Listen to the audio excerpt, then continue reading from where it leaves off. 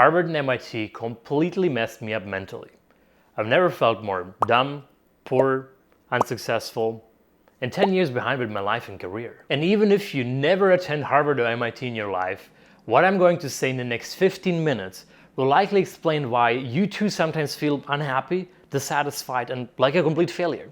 And while I cannot magically fix this for you, at least I'm going to leave you with some advice on how to deal with such toxic feelings. It took me 29 years of my life and 3 years at Harvard and MIT to start understanding this crazy psychological phenomenon that is likely the reason for most ambitious people's success, but also the reason why I, and probably you too, often feel dissatisfied. Hi, my name is Samuel. In my channel I talk about startups, tech, and learning. It's been about 1 year since I left MIT, and having had that time away from MIT, even though ironically MIT is literally right there, I can see it through my window, I had a time to contemplate why I suddenly started feeling so pessimistic and dissatisfied compared to my overconfident younger self. To give you a perspective, and apologies if this comes off as a little bit braggy, it's here to make a point. Back in high school I won 3 medals at the International Physics Olympiad. I also won an award for the best high school graduate in my entire country. At age 19, I won a national triathlon championship, and at age 20, I landed an internship at a hedge fund that paid me over $15,000 per month. All of that was pretty cool. And back then, even though I'd never told it to anyone directly, I kind of thought that I'm pretty smart and successful for my young age. I was extremely confident. Now, why is confidence important for your career?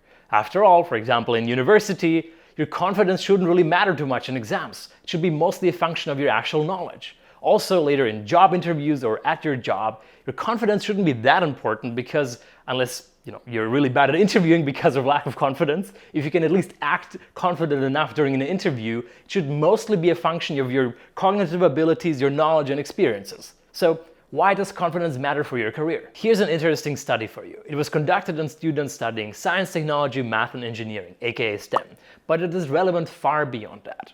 In today's economy, we seriously lack people with STEM degrees. There's a huge demand for them on the market. However, this is not due to a lack of interest in STEM, because over half of students who start studying something in STEM eventually give up. So in other words, we have a persistence problem with STEM, not a lack of interest problem. A couple of years ago, researchers tried to find out what the determining factors are in making students more persistent with pursuing their STEM degrees. One of the factors that they looked at were their college entrance exams, the SATs. These are American standardized tests that almost every student has to take when applying to college out of high school. Now, in this example, I'm going to show you the data from some random average college. Here they are. Keep in mind that 800 is the highest possible score, and we're looking at the top third, the middle third, and the bottom third of students. Guess who's most likely to complete their STEM degree? You guessed right. Students in the top 1/3 had a 1 out of 2 chance in completing their STEM degree, while students in the bottom 1/3 had only a 1 out of 6 chance in completing it. Well, that kind of makes sense, right? Because STEM is pretty damn hard. What can we conclude from this? Students who did better in high school and are smarter are also more likely to complete their STEM degrees and land a great job in STEM with their degree afterwards, right? No, that's completely wrong. Watch this. Here are the same results from the same SAT math exams for students at Harvard University. Well, that's quite impressive. Even the bottom 1/3 of students at Harvard ranked higher than the top 1/3 at a random college. Now, based on this, you would assume that graduation rates at Harvard in STEM degrees are much higher, right? Here's a little challenge for you. I want you to hit pause on this video in a moment and guess what the graduation rates are for the bottom 1/3 of students at Harvard and the top 1/3 of students at Harvard. Go hit pause now. Here are the numbers. Ouch. This is strange. These are exactly the same numbers. This finding is way bigger than just STEM degrees. This is a very profound research finding explaining so much about human psychology. Successfully graduating is mostly a function of how well you think you're doing relative to your peers. Isn't that absurd? Two equally good students have completely different chances of graduating just depending on whether or not they feel like they're better or worse than their peers. A bottom 1/3 of Harvard students isn't going to say, well, I'm still in the 99th top percentile in the whole world, which is absolutely true. No, he will just feel like he's, well, at the very bottom. That's it. The way we humans get our confidence, happiness, and satisfaction is almost exclusively based on relative comparison to the people around us. We are extremely bad at comparing ourselves on an absolute global scale. I know, it's completely absurd. There's even a name for this. It's called relative deprivation theory. We humans don't perform our self-assessment based on all the people around the world. It's really just based on the people in our immediate circle. Who do you think has higher suicide rates? Happy countries or unhappy countries? It's happy countries. Because if you're unhappy in some sad Soviet-style gray city or country where everybody's depressed, well, you're kind of all in the same boat.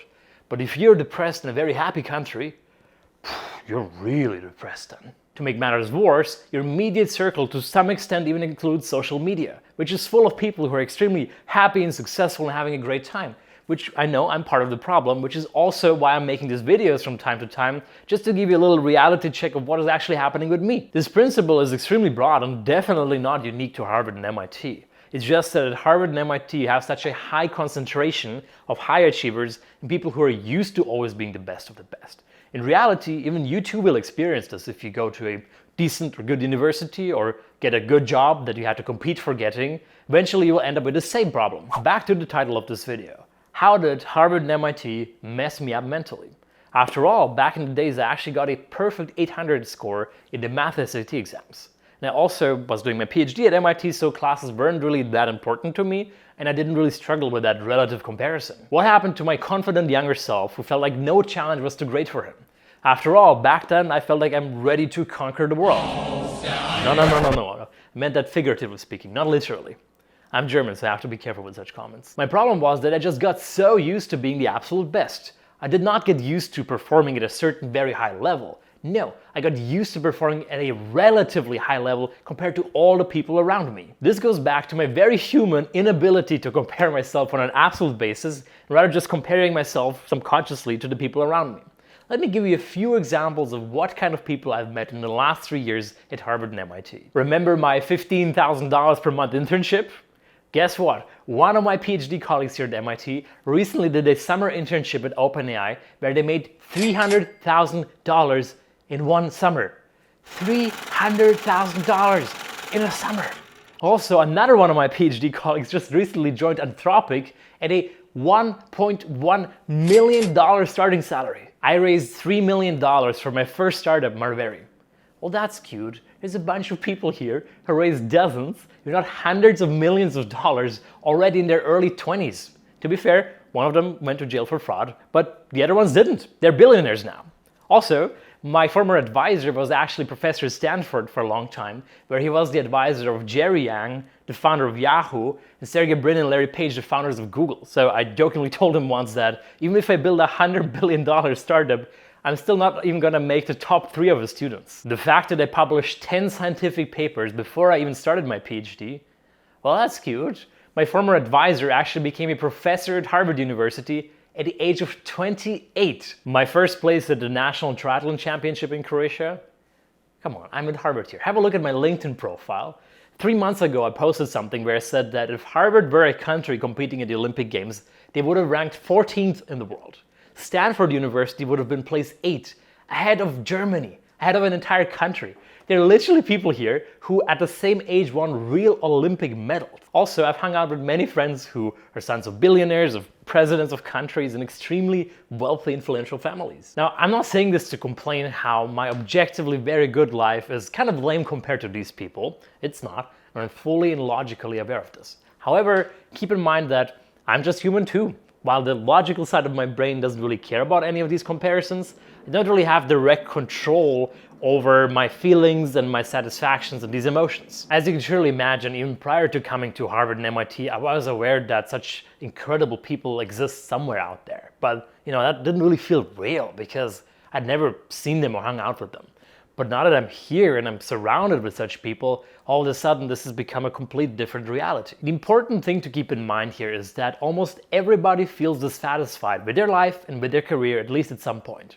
I do, you probably do too, but also very importantly, the people that you look up to, they also feel dissatisfied. You know my professor who became professor at Harvard at age 28? Well, there's a guy at MIT who became a professor at age 20. And even that guy, even though he objectively became professor at the youngest possible age ever, I'm sure he is also dissatisfied with some other areas of his life where he kind of envies people who are better at these domains. It's an endless cycle of dissatisfaction. With that, let's talk about you. Given that you're watching this video talking about Harvard and MIT, chances are that you're a higher achiever yourself, possibly even an overachiever. Chances are that you have been working your way up through hard work and dedication. I don't know where you started in life, I don't know what stage you are right now, but I would bet that you probably either have or will have worked your way up from high school to a better school to possibly a good university, eventually landing a good job and going from promotion to promotion. Regardless of which career path you chose, with each step forward, you're going to find yourself surrounded with people who have also taken these steps forward. And eventually, as you move your way up higher and higher, you will find yourself surrounded with people who are better than you. There's no escape from this unless you purposefully choose schools and jobs that you're actually overqualified for. And you know what? That's actually a good thing. You know that saying that if you're the smartest guy in the room, you're probably in the wrong room. That's very true. It is very difficult to push yourself forward in life if there are no people surrounding you who are actually better than you. After all, we all just become an average of the 5 people that we spend the most time with. So you better make sure that that average is very high, you continuously get better. I would love to hear in the comment section if this is something that you've experienced over the last years too. Some people say that the only person that you should be comparing yourself is to your past self. And yes, I know, they're completely right. You should always try to become a better version of yourself. This is completely true. However, millions of years of evolutions have wired our brains to function this way. We will always have our happiness and satisfactions be a function of comparing ourselves to people around us. The big takeaway from this video is whenever you're feeling sad, disappointed, and behind with your life and career, first of all, that's okay. It just means you're human and you're ambitious. What you should do in such moments is take a step back and remind yourself. Almost every ambitious person on this planet feels like that at some point. I certainly do. The people that I admire do so too. But much more importantly, all of the people who admire you, they also feel like that. It's true. There are probably millions, if not billions of people out there right now who could only dream about being just like you.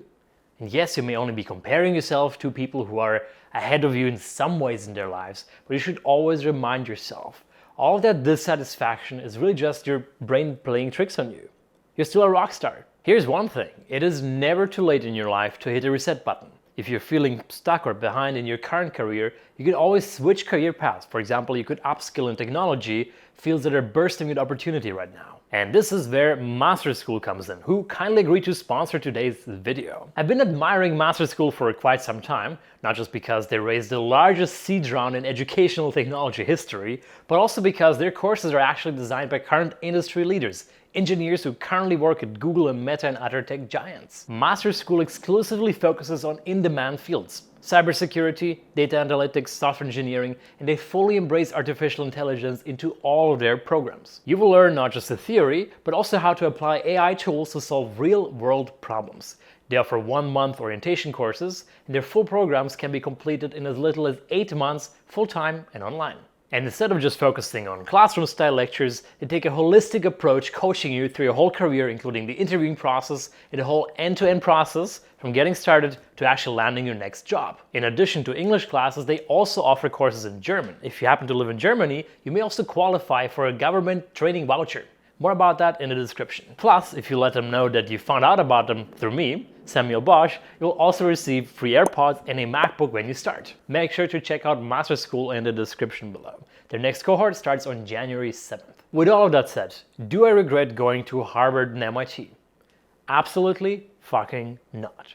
Getting into Harvard and MIT was probably the best thing that happened to my career, after participating in math and science competitions in high school. Even though I definitely had some very rough moments, as I described in my video called My Whole Life is a Mess from 2 years ago, I met the most incredible people here, had some of the most rewarding experiences, but much more importantly, I finally got to know myself and started to understand who I really am.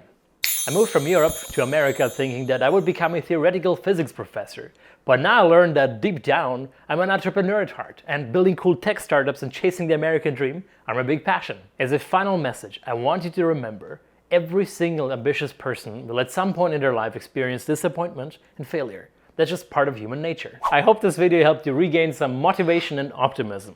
If it did, leave a like and subscribe to my channel. That's it. Thanks so much for watching. I'll see you next time. Take care.